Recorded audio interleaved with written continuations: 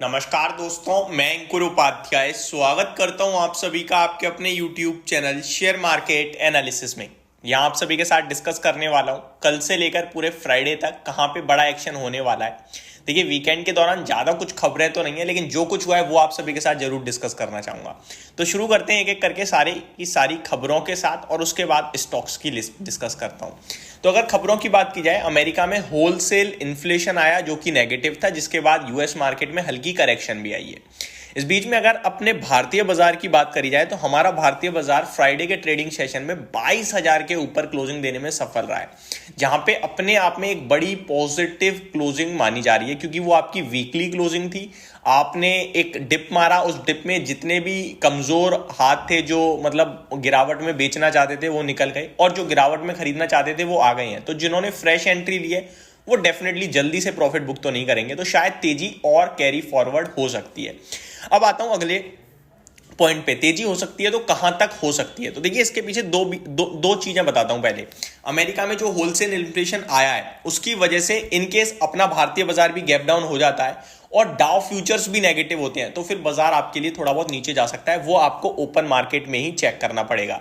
बाकी 10:30 बजे कल में जब ओपन मार्केट हो जाता है तो मेरी पहली वीडियो 10:30 बजे ही आती है, तो वहां मैं आप सभी के साथ डेफिनेटली डिस्कस कर दूंगा। आप कहोगे भाई आप कुछ बता दो, तो मैं खुद यही कह रहा हूं कि जब बाजार खुलेगा तभी प्रिडिक्ट कर पाएंगे, तभी देख पाएंगे। क्योंकि अमेरिका में होलसेल इन्फ्लेशन भी खराब आया है, नॉर्मल इन्फ्लेशन भी खराब आया है, और उनकी ट्रेजरी यील्ड्स बढ़ती हुई दिख रही हैं, जो कि अपने आप में बहुत नेगेटिव है।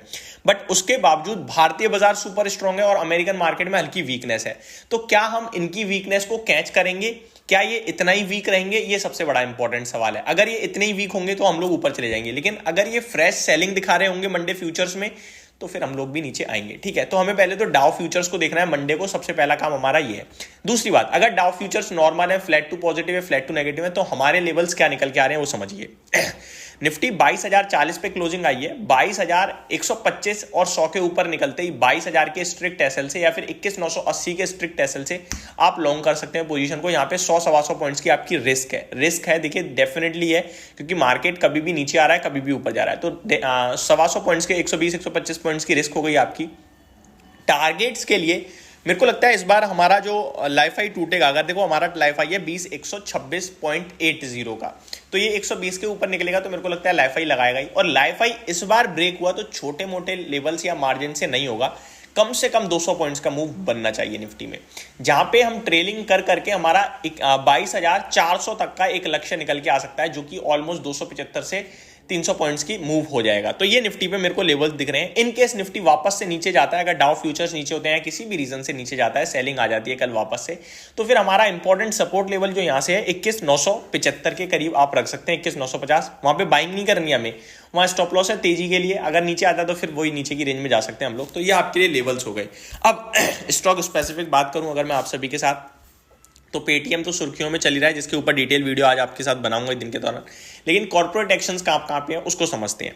तो आपके लिए कल 20 फरवरी को कोल इंडिया एक्स डिविडेंड ट्रेड करेगा 5 रुपये 25 पैसे। देन हिंदुस्तान एरोनॉटिक्स लिमिटेड 22 रुपये, पावर फाइनेंस कॉर्पोरेशन 3.5 रुपये, अपोलो हॉस्पिटल्स 6 रुपये, औरोबिंदो फार्मा 1 रुपये 50 पैसे, सेल 1 रुपये, Brookfield India real estate trust 5 रुपये, MSTC लिमिटेड 5 रुपये, choice international bonus x bonus trade करेगा 1:1 के रेशियो में, TCI एक्सप्रेस 3 रुपये का डिविडेंड है, हाइकल 60 पैसे का डिविडेंड है, प्रिसीजन वायर इंडिया 30 पैसे का डिविडेंड है, सेंटम इलेक्ट्रॉनिक्स 3 रुपये का डिविडेंड है, अमृतांजन हेल्थ केयर 1 रुपये, रिफेक्स इंडस्ट्रीज 50 पैसे, मैजेस्टिक ऑटो 15 रुपये का डिविडेंड है। ये सारे कल एक्स डिविडेंड ट्रेड करने वाले हैं। लिस्ट बहुत लंबी है उसके बाद, तो अभी मैं कल के लिए आपके साथ डिस्कस कर रहा हूँ। बाकी के स्टॉक्स दिन के दौरान या फिर जैसे जैसे टाइम आता जाएगा करते रहेंगे। रिजल्ट सीजन ऑलमोस्ट खत्म हो गया है, कुछ कंपनी अपने नंबर पेश करने वाली है। उसके नाम में मैं आपके साथ डिस्कस करूँ तो यहाँ पे एक आपका CEI ऑटोमोटिव है, जिसके कल रिजल्ट आने हैं। और ये जो मैंने एक्स डिविडेंड बताया वो कल के नहीं है, 20 के हैं, 20 फरवरी यानी ट्यूसडे के। ठीक है जी। CEI ऑटोमोटिव कल आपके लिए रिजल्ट पेश करता हुआ दिखेगा बड़े नामों में। 20 फरवरी को बड़े नाम में ABB के नंबर आने वाले हैं, बाकी मेरे को कोई बड़ा नाम दिख नहीं रहा है। 21 फरवरी की बात करूं तो कोई भी बड़ा नाम नहीं है। 22 में भी कोई बड़ा नाम नहीं है। 23 में बड़े नाम है, Sanofi India, Rain Industries, Foseco India, ये कुछ बड़े नाम है, बाकी किसी के रिजल्ट्स आने नहीं है। तो ये स्टॉक है जो आपके लिए रडार पे और फोकस में रहने चाहिए। खबरों के दम पर कुछ और स्टॉक्स भी हैं जो एक्शन में रहेंगे, जिसमें आपके लिए मैंने कल एक वीडियो शेयर करी थी सूला वाइनयार्ड्स पे, जहाँ पे 8.34% स्टेक बेचने वाले हैं वर्ल इन्वेस्ट, जो कि अपना पूरा एंटायर स्टेक ही बेच रहे हैं, ये बोल सकते हो आप, जो कि 7.5% डिस्काउंट में होगी सेलिंग 570 रुपए के भाव पर। ये अपडेट दी थी। केन्स टेक्नोलॉजी की तरफ से खबर आ रही है। साथ ही साथ टीटागढ़ रेल सिस्टम कंपनी ने अपडेट दिया, company wins order worth ₹170 crore, 170 crore रुपए के टीटागढ़ रेल सिस्टम को ऑर्डर मिलते हुए दिखे हैं। मन्नापुरम फाइनेंस ने अडेंडम फाइल किया है सेबी को 1500 करोड़ के आशीर्वाद माइक्रो फाइनेंस के आईपीओ के लिए। तो ये कुछ अपडेट आते हुए दिख रही है कुछ स्टॉक्स की तरफ से, जो मैं आप सभी के साथ डिटेल में ऑलरेडी डिस्कस कर चुका हूं। अभी के लिए सिर्फ इतना ही। अगली वीडियो में स्टॉक स्पेसिफिक बात करेंगे। बने रहिएगा चैनल के साथ। Thank you so much for watching this video. Have a great day guys.